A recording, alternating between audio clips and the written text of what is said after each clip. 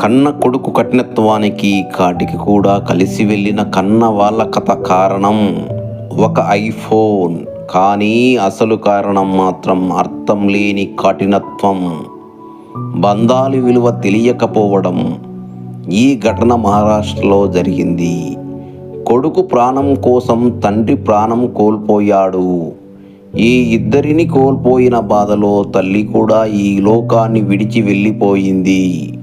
ఒక వస్తువు కోసం 3 ప్రాణాలు పోయాయి.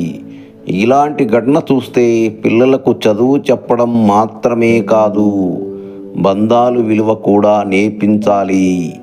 వస్తువు కంటే మనసులు ముఖ్యమని నేర్పించాలి. ఎందుకంటే జ్ఞానం మనిషిని తెలివైన వాడిగా చేస్తుంది, కానీ గుణం మాత్రమే మంచి మనిషిని చేస్తుంది. ఇది తెలుసుకో మిత్రమా.